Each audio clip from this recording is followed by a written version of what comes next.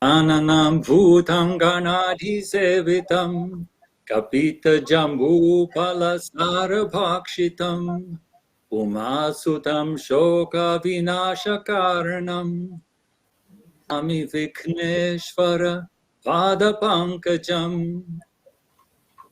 Sarvebhyah mitrabhyah sadaram namo namaha swagatam karomi.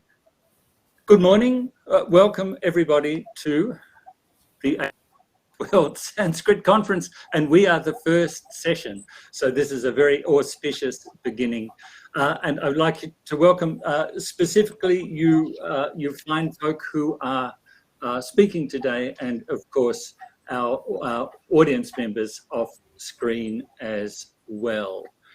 Now, the design for this session was that scholars have uploaded their presentations already, and in theory at least you have already read the presentations or viewed the videos of other presenters, and this session is in theory going to be an open, free-flowing, interesting, engaged discussion rather than a presentation.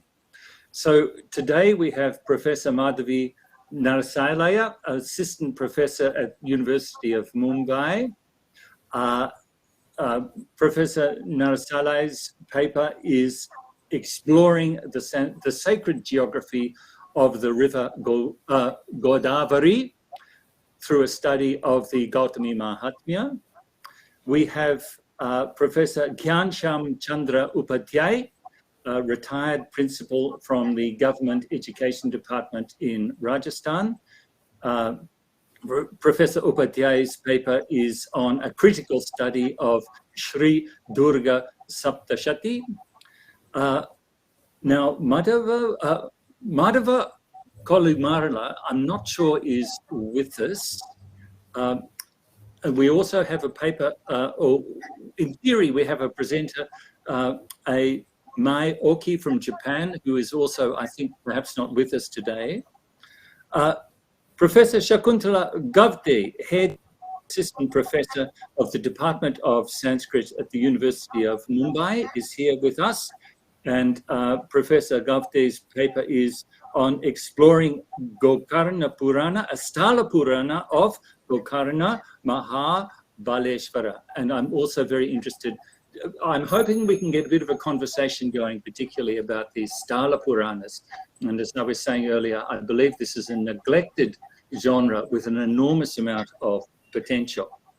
We have Assistant Professor Chinmay Deodhar, who is at Nalanda Nritya Kala Mahavidyalaya, also in Mumbai. And Chinmay's paper is on Kamadeva, and this should be, I found this very interesting, and I hope you folk have also found it most interesting. Kamadeva, the god of love, and Chinmay's paper is entitled Kamadeva Worship and Myths, with special reference to the Puranas.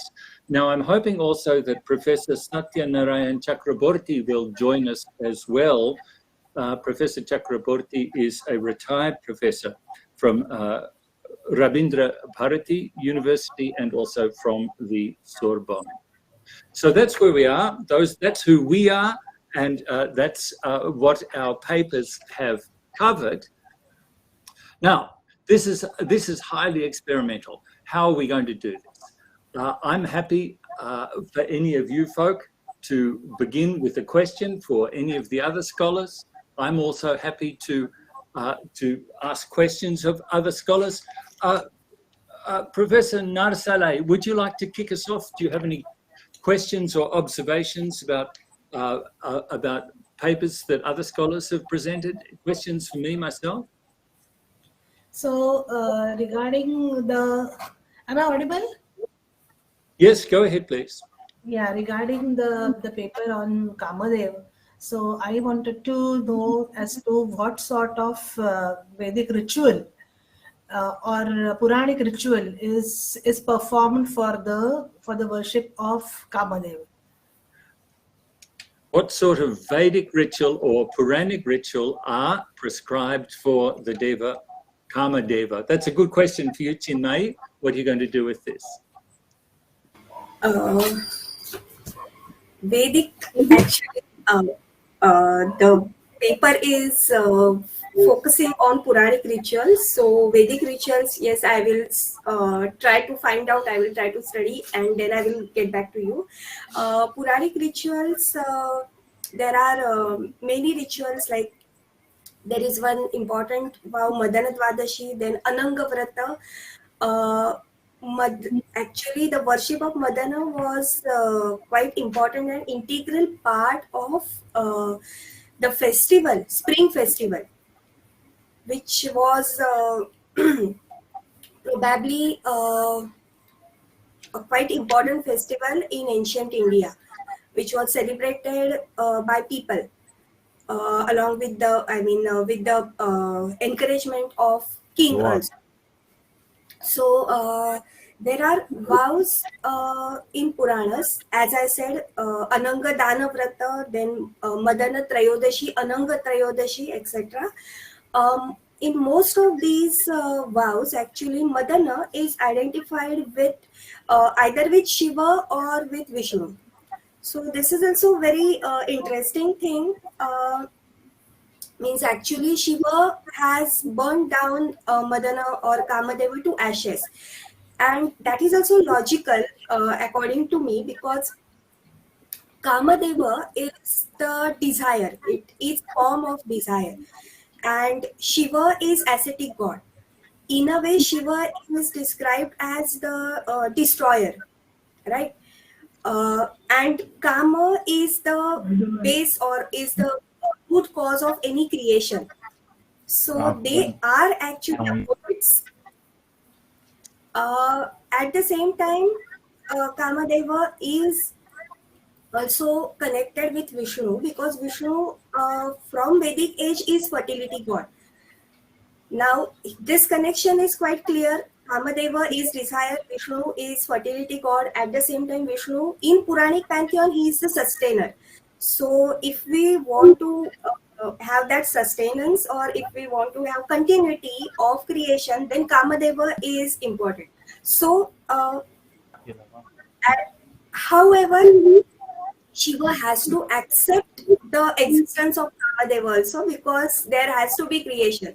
Now, as you know, I teach in a dance college. So Nataraja is the very important deity for any dancer, and if texts related to dance are read and studied, you can have very uh, clear cut indication and description of Shiva as creator also. Shiva as Nataraja is described as creator. With his dance, he sends the rhythm of creation in the atmosphere, in the universe, and then creation starts. So this connection is important. Now, for what purpose Kamadeva is worshipped? Generally, conjugal bliss and obtainment of child. These are two very important things. So it is related to desire and karma as the uh, purushartha, one of the goals of human life. So very logical. And then childbirth, of course, creation. Uh, there is very interesting vow, Ananga Dana Vrata. Now this is prescribed for prostitutes, and uh, she is supposed to worship Kamadeva in Vishnu in Kamadeva form, and then she is supposed to offer service to a Brahmin, uh, imagining that he is Kamadeva.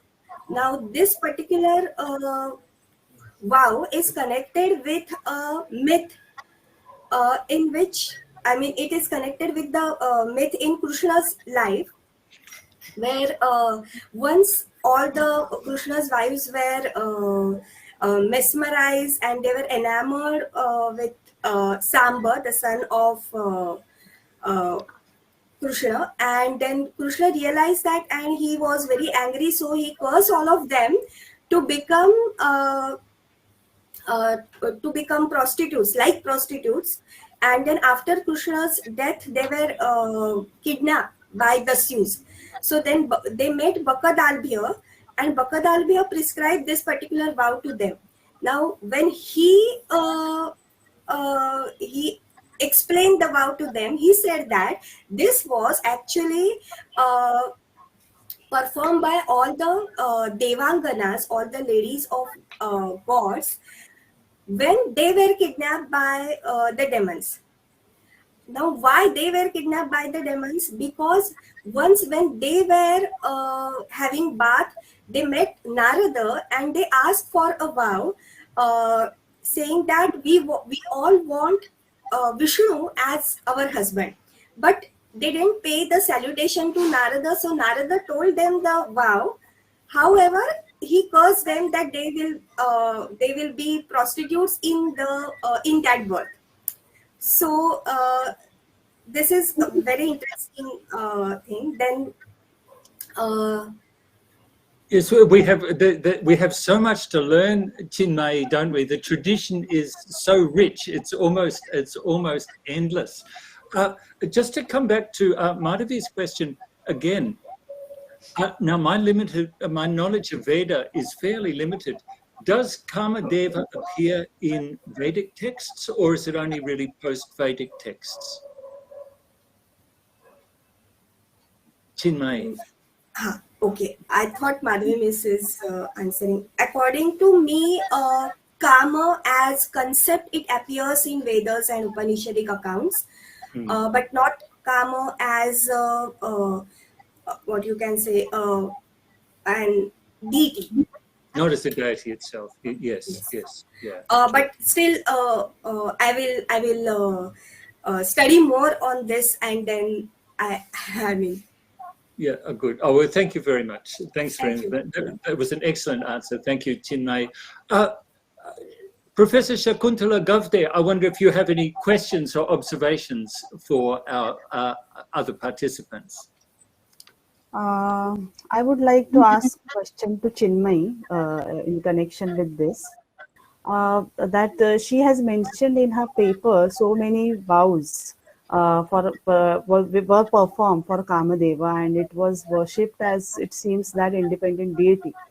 But after some time, and in current scenario also, Kamadeva is not independent deity as such, or there are no many vratas which are dedicated.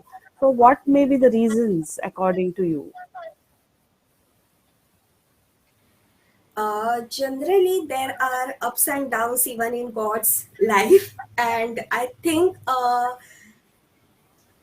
actually the gods are worshipped, or gods are created, or gods are venerated as per the society's need. So as society, I think we do not have that sort of need to worship Kamadeva, maybe. And maybe the Celtic development, as in Pancharatra philosophy, Kamadeva is identified with Vishnu. So in a way, I mean, there is no need of worshipping Kamadeva as such. Now, apart from that, like see, even Vishnu is not, even Indra is not worshipped today. And we have myth of Ahalya for that. Gautama cursed him that he will not receive any worship in mortal world. Similarly, in the myths which are connected to Kamadeva, there is one myth of Khandashila, which is very similar to Ahalya. That he fell in love with her, and he seduced her. So Haritha, the husband, was very unhappy, and he cursed Madana to be to have Chaya, right? So he was actually suffering from that disease, and then the creation was affected. So after that, he regained his power and everything. But with this, maybe having lust for others' wife, maybe that kind of was not taken as very nice thing by the society. So probably because of such myths, or maybe as a deity he lost his importance, and that is why to just to give a reason why he is not worshipped, such myths are fabricated. I mean, it can be like that also. Thanks. Thank you very much, Chinmay. And an excellent question. Thank you, Professor Gupte. We've been joined by two other scholars. We've been joined by Divya Mishra from the Department of Visual Studies at Jawaharlal Nehru University, JNU, that everybody knows. Divya has presented a paper on Bhairava and the southern face of four-faced Shiva. And we've also been joined by Madhava Gollimarlam, who is a PhD student at Infosys, and whose paper, which unfortunately I haven't been able to see, is on the insights from Bhagavata Purana and associated works. I wonder, Madhava, seeing as we haven't had a chance to see your paper, would you speak for 5 minutes, very briefly, about your research? Yes. Can I do it right away now? Yes, please. Okay. A very good morning and good afternoon to all of you. I think some of you are joining from India and some from Australia and all over. I will be uploading my video mostly tomorrow or day after tomorrow. But however, I can give a brief about what I'm trying to do here.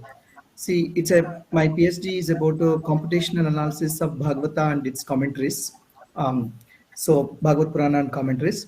So what we are doing here, and also there is a project, there's a website also, puranatilakam.com. So you need a user ID and password to see all that. That also I'll enable for anybody who's interested.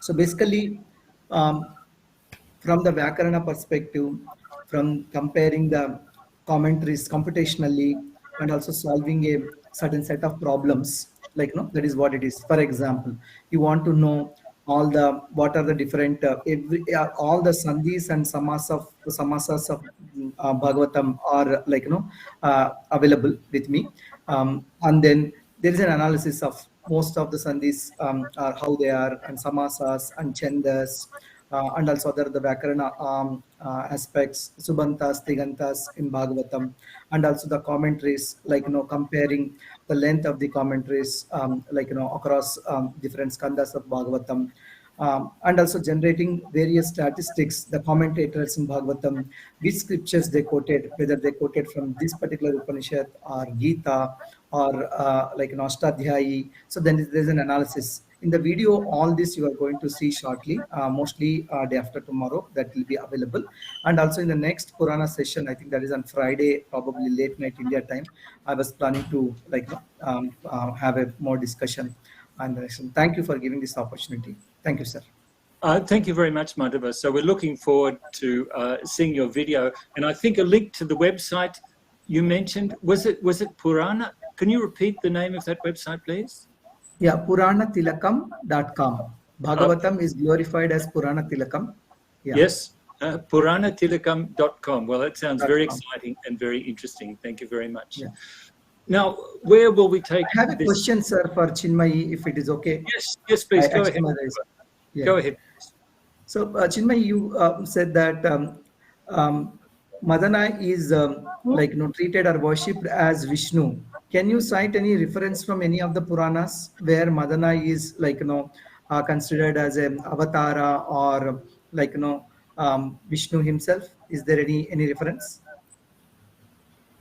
Yes, there are many references from. Actually, this identification is more in ritual references. So, where Vishnu is either worshipped as Madana or Madana is worshipped as Vishnu. So if you want, I will give you numbers afterwards. But Matsya Puran, that is 7th chapter. Varaha Puran, I think it is 111 or something. Chapter number 111. Even in Bhagavata Purana, there is Diti Pusavana Vrata, in which this identification you can find. Apart from that, as we know, in Pancharatra text, Pradyumna is one of the Correct. Vyuha, Yes. who is incarnation of Kamadeva, right? So he is son of Krishna and Rukmini, and Vyuhas are not actually different deities, or rather it is something like forms of one deity, Vasudeva. I mean, Vasudeva is the highest, and then and other, even in other Puranas you can find these references, which if you give me your email ID and everything, I will give you all the list. Okay, thank you. Let's So let's I encountered a reference in the early Skanda Puran Go as ahead, well. please, Divya. I've mentioned it in my paper. Am I audible? I may be allowed to indulge in some shameless self-promotion. My recently published translation of Vishnu Purana has a very extensive index, and you can look up Vishnu as X, Vishnu as Y, and I'm sure you'll find Vishnu as Kamadeva in that index as well, Madhava. Okay, thank you. So please, questions, observations for any of our participants? May I ask one of Shakuntala? As you know, I'm very interested in Stala Puranas, and I'm also very interested in the contemporary performance of Puranic texts, particularly Bhagavata Purana. Do you have any knowledge of how this Mahatmya is excuse me, is still used, or is it still for sale at pilgrimage places? Does it have a living tradition? Is it recited at tirthas, for example? About Bhagavata Purana, are you asking this question, right? Yes. Yes. As we in India, there is definitely a tradition of Bhagavata Purana recitation. There are Bhagavata Saptahas which are No, performed. I'm sorry, not Bhagavata Purana, the Yeah, Gokarna traditions. correct. Therefore, I asked, is it about Bhagavata Purana? Oh, sorry, I misheard. Yeah. So, Gokarna Purana, the tradition of recitation of this Gokarna Purana is not there, definitely, because the Sthala Purana is very much unexplored. Definitely, the stories are there in the folklores and oral traditions. The people living in Gokarna are aware about the story of Ravana and Ganapati, which is associated with the establishment of the Atmalinga, that is Mahabaleshwara, in Gokarna. But there are no textual references as such. As we know, Gokarna is mentioned in many Puranas. It is there in Ramayana, Mahabharata, and almost all Mahapuranas as a sacred place, as a tirtha. But why this is eulogized in so many Puranas? These narratives are not mentioned in those Puranas, which we get in this Thala Purana, which is called as Gokarna Khanda or Gokarna Purana, which claims to be a part of Skanda Purana. But of course, it is not available in the editions of Skanda Purana, but it makes its affiliation to Skanda Purana, we can see. Therefore, this Purana is very important because it narrates the Sthala Mahatmyas associated with Mahabaleshwar and all the associated tirthas. And if we visit Gokarna, we can see that many tirthas are went into oblivion. They are not known to the people, even for the visitors. People know only Mahabaleshwara Shiva, but very numerous tirthas are explained in this Gokarna Purana along with their mythology and legends. And the speciality of this Gokarna Purana is that it goes into explaining all the etymological narratives and etiological narratives, we can say. Because why the name is Gokarna? They're very interesting. Why the name is Gokarna? So it gives the story of Rudra coming out of the earth's ear, and earth is called as Go, therefore it is Gokarna. Then there is another goddess, Tamra Gauri. Of course, because Shiva is the main deity, Parvati will definitely come. So Tamra Gauri, actually it is a river. So it seems that basically it is a riverine goddess, which is eulogized as Tamra Gauri. So she is identified as Parvati. And again, Gokarna Puran claims that how Gokarna is superior than Kashi, because Kashi is considered as the very important tirtha, very pious, sacred tirtha. But here it is said that Tamra Gauri is weighing the weight of two tirthas, Kashi and Gokarna, and every time she finds that Gokarna is superior.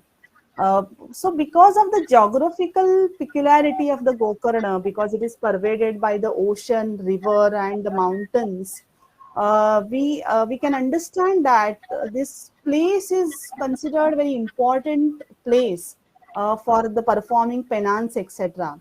And as the Purana go on describing, basically it is very interesting that it transcends space and time, because it presents the story from Ramayana, Mahabharata, famous. It presents all the popular myths from the Puranas like Gangavatarana, Somaharana, etc. Then it summarizes the Ramayana and Mahabharata. And in all these stories, Gokarna has to play some role. These stories are not complete without Gokarna. That is the main thing. Without Gokarna, it is not possible. So Rama performs penance to get rid of Brahmahatya. Kala Bhairava performs penance to get rid of Brahmahatya. Then ocean, in order to get fulfilled, again performs penance here. All the sages from all the yugas have performed penance here, and they have ashramas here, and they are also worshipped. So gods and goddesses from all the cults are accommodated in Gokarna. This is very important and significant, and are worshipped with the mark of Shaivism. So very peculiar iconography can be marked. I had presented in my I had shown it in my presentation that how they are worshipped. Though Ganapati, or it is Durga, or it is Parvati, or it is Dattatreya, their idols are established on the Shivalinga. So assimilation and acculturation is very, we can say, the essence of the Gokarna Purana. It is not that Shiva is supreme, that is again and again emphasized. It is again and again said that Brahma, Vishnu, and Shiva are but the one. But of course, Shiva is supreme. All the gods and goddesses are worshipped in Gokarna by understanding the supremacy of Shiva. So this assimilation and acculturation is the main principle, and adaptations or appropriation we can see, because numerous myths and from the Mahapuranas are accommodated in Gokarna Purana with special significance of Gokarna. So this is very important. Oh, thanks very much for that, Shakuntala. Now, I don't know if you folk can see the questions and answers, but we have a number of very eminent Puranic scholars with us in the audience. We have Christopher Austin, we have Raj Balkaran, and we have Professor Greg Bailey, who is really one of the leading Puranic scholars from the last 2 generations at least. And Professor Bailey has asked an excellent question here. Let me read this out. Have the Stala Puranas been translated into vernacular languages so that they become accessible to those who don't know Sanskrit? The mere fact that they are called Purana provides them with a broader status and devotional popularity implied by the Puranic genre, an implication that goes beyond the individual text. Would you respond to that, please, Madhavi? Yeah, so the Puran which I am referring to is the Gautami Mahatmya, which is a portion of the Brahma Puran, and we can say that this Puran was composed near about 13th to 15th century CE, and which describes about the sacred places, the sacred geography on the banks of the river Godavari, which is a very important river in the southern region of India. Now, this Puran has been adapted into Marathi in say that the beginning of the 20th century, and that is composed by Das Ganu Maharaj. Which is known as Goda Mahatmya. The Sanskrit text is known as Gautami Mahatmya, and the Marathi text is known as Goda Mahatmya. And in that case, what Das Guru Maharaj has done is that he had taken a trail from the source of the river Godavari to Godavari meeting the Bay of Bengal. So when he took the trail, so he came across different villages, and these villages have been identified by him on the lines of the myths which are occurring in the Gautami Mahatmya. So we can see that wherever he went, he could listen to the story which is there in the Gautami Mahatmya. So this is a sort of vernacularization, I would say, where vernacularization of the divine, where it is where the stories, the narratives of different gods and goddesses on the banks of the river Godavari are identified with modern places. So this is how the tradition functions, and this is how you can see the living tradition. So even I took a trail from Trimbakeshwar, which is the original point of the beginning of the Godavari river, to Dharana, which is where the river confluences with the another river known as Dharana. So there also I could see people telling me the story which is there in the Brahma Puran, which is there in the Goda Mahatmya. So we can say that Puranic tradition is not a dead tradition. Through vernacular medium, it is still a living tradition. That is what I wanted to say. So as a result of translation in, the stories are still told at these tirthas, it is a living tradition. Yes. Thank you. Thank you very much. Shakuntala, do you feel what happens when you go to Gokarna? Are these stories still told? Is it still a living tradition, even if it's not a performed tradition? Yes. Those stories are known to people. So they are part of the oral narratives or folklore, because though Ravana is considered in Valmiki Ramayana, we know that Ravana is considered as we can say villain, in the form of villain. He is killed by Rama. But in we can see at the place Gokarna, Ravana is as well as he is revered, though he was trying to take the Atmalinga away actually, and he was obstructed by all gods. He was somewhere the reason why the Atmalinga was established. There is so much reverence about Ravana, Ganapati as well, because Ganapati became instrumental. So definitely this is there. People know these stories, though they are not aware about the textual references as such. So this is very much into the oral narrative, I will say. Oh, thank you for that, Shakuntala. Let's turn to Divya's research work. Divya, if I understood correctly, and forgive me if I've got this wrong, the basic question is, Rudra, the wrathful form of Shiva, later became a less wrathful form of the southern faith of Shiva. Am I right? Is that your basic argument? Bhairav, not. Yeah, Bhairava, sorry, yes. Yeah. Was that your basic contention, if I got it right? The progress from a wrathful visage, a wrathful face, through to a less wrathful face. Am I correct in saying that? Right. I think there were two main themes in my paper, the way I thought about it. One is the idea of mutation. Does this, I took Ortega's quote, who has looked at the development of Bhairav from a demonic, what he called the demonic deity, to a tantric absolute reality. And he says that in this process, Bhairav transforms into Bhairav in the tantric tradition is consciousness. He comes to represent consciousness itself. And I thought about it and I said, okay, what does this transformation really look like in Puranic literature? And so I decided to explore it in through a reading of two images in the Vishnu Dharmottara Puran, more specifically in the Pratima Lakshana of the Vishnu Dharmottara Puran. So that was theme number one, mutation. Do we really see this? Is this concept of mutation applicable to the two images?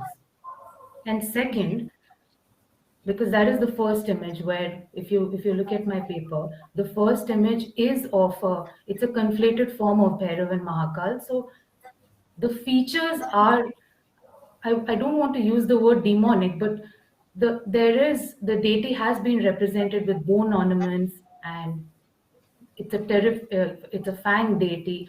So okay, it's fierce, it's terrific, all of that. But the second image is so distinct from the first. The second image is part of a five-faced form of Shiv. And there I thought I took, for that image, I had to do a bit of, I looked into the work of Bakar, who was, and Joshi, etc., but mostly Bakar, and who has really looked at the development of the linga form of Shiv and looked at it from a historical perspective to say how was how did Shiv really go from 4 to 5 faces, and how does how does the Panchmukha form of Shiv become the Sadashiv Murti that we know in Agamic literature? That was it. And how my focus was then to see how Bhairav fits into this five-faced form. How does he come to be accommodated in this in this form of Shiv? Thanks for that, Divya. So questions or observations on Divya's project? Any of you fine folk? I have a couple of just a few comments for Professor Gaure. I really enjoyed watching your presentation, and I could see. I mean, there was some resonance with the work I'm doing, because I'm trying to understand what I tried to say, and I'm not sure if it came through very clearly, but I was just trying to understand how local link cults come to be assimilated within this dominant. We now the cult of the ling that we see today and that we understand as the cult of Shiv. There were in fact these regional local deities that were perhaps already being worshipped in that form. And I got that sense from your paper where I think you mentioned Mrigashringa Linga and the Pancha Gokarna Yatra. If that is something I'm interested in. So are the various in the Pancha Gokarna Yatra, are they associated with directions as well? All of the deities that you... Yes, yes. They are like Samputeshwar, Murudeshwar, etc. They are described, and the relevant myths are also given that when Ravana was carrying that Mrugashringa Linga, it was wrapped in the garments, and he just thrown away those garments in different directions. So and there were jewels also. So they took those garments, took the form of different lingas. That is the story which is given. But definitely when we try to analyze, because they are in different directions, such story must have came into place to connect those lingas or those temples with Mahabaleshwara temple, considering Mahabaleshwara as the main deity. Right. So even Murudeshwara gets connected with the Mahabaleshwar, but Mahabaleshwar remains the presiding deity. That is the main logic behind those myths, we can guess.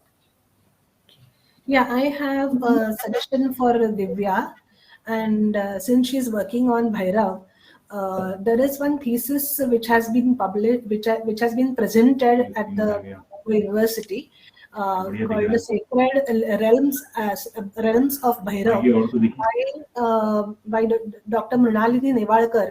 So that you can read that thesis. If I get your details, I will connect you to Mrinalini, and so she has taken up various myths of Bhairav and also the rituals which are associated with him, and for rituals she has stuck to Maharashtra only, but that thesis may be of much importance and much use to you. So Sure, ma'am. that is my suggestion. Please do Yeah. get in touch. That would be great. Yeah. And as far as Karavira Mahatmya is concerned, there is one question in the chat box, that is Karavira Mahatmya also has a vernacular version. Yes, Karavira Mahatmya has a vernacular version, and that has also been published. And in the last World Sanskrit Conference, I had presented a paper on Karavira Mahatmya. So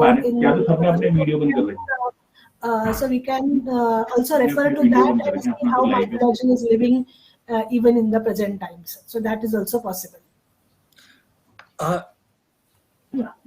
Professor Upadhyay has worked for 46 years on this project.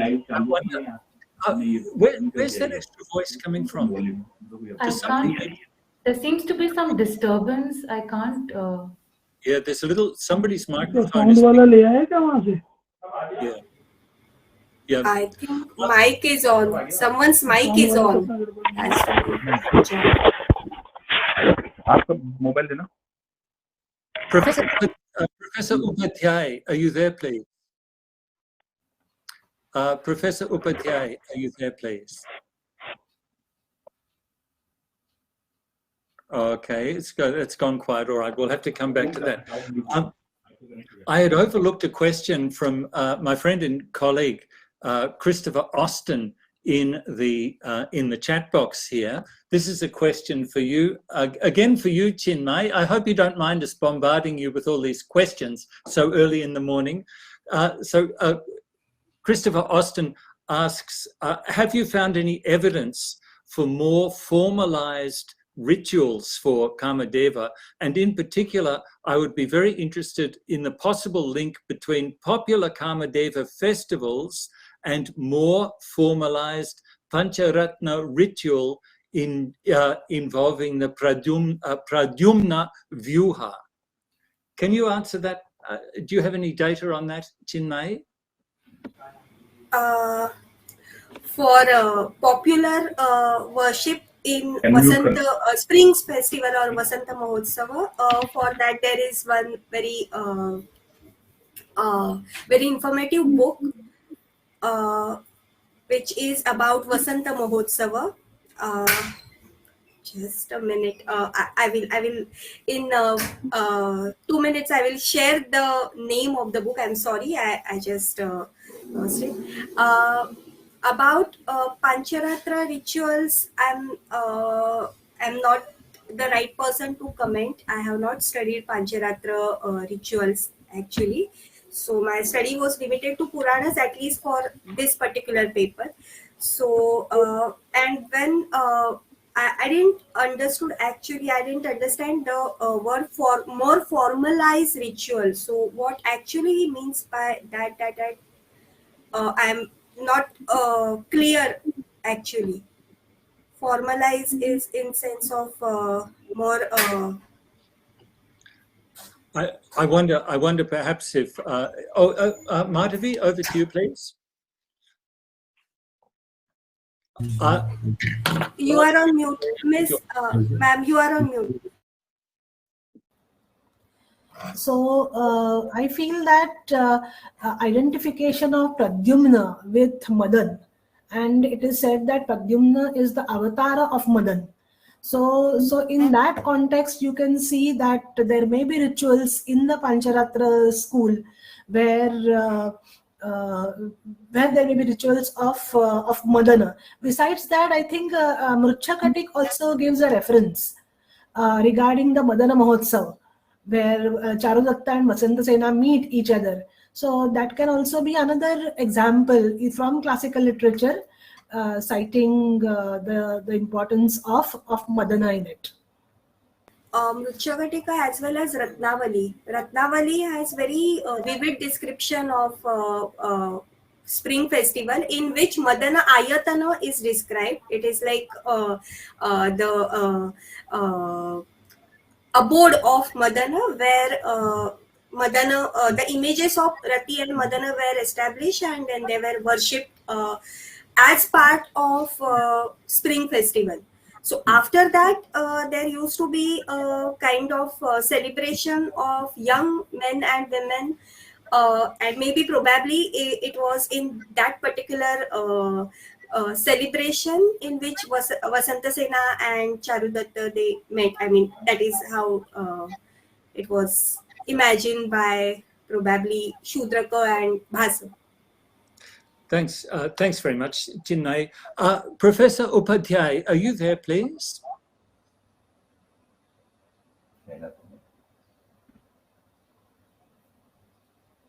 Professor Upadhyay, are you there, please? I'm sorry, we're not getting through. Never mind. So Divya has kindly encapsulated her program. I wonder if any of you folk have any questions or observations on the transformation of Bhairava to five-faced Shiva or four-faced Shiva. Any questions or observations on this topic? In that case, can I jump in? Can I ask my question, Divya? Yes. I am so used to seeing Brahma with four faces, and I am so unused, I guess because my knowledge is really limited to epics and Puranas. I'm very unused to the idea of Shiva as having more than one visage. How common is four or five-faced Shiva? Am I just missing something? Sorry, I think you might be muted. Am I audible? Yes, you are audible. It's fairly common. There are various myths. Indra is also associated with multiple faces. It's a theme. So Donager has done extensive research on this, and I have looked at only one myth, which is the myth of Tilottama. I'll come to that in a minute. But the idea of multiple faces has an erotic subtext, where God sprouting multiple faces, multiple eyes. Indra is also, in one context, he sort of sprouts 1,000 eyes, or I don't remember the myth. Maybe someone can help me with that. But in the case of Shiv, the myth that I looked at in my paper, it starts out like this, where in the Mahabharata, he creates a face, or he sprouts a face in each cardinal direction to view the movement of this beautiful woman known as Tilottama. And Brahma creates her. Those faces have nothing to do with the Panchamukha Shiv, Sadashiv that we see in later period texts. There it is, he creates those faces purely and only to see, to just follow her movement. And that's something I talk about. So from that erotic subtext, the myth gradually transforms to what we see in the early Skanda Puran, where there is a reference to Shiv, who in the form of a ling. He appears when the gods meditate on him. He appears amidst them in the form of a ling. And there is no mention of Tilottama in the early Skanda Puran.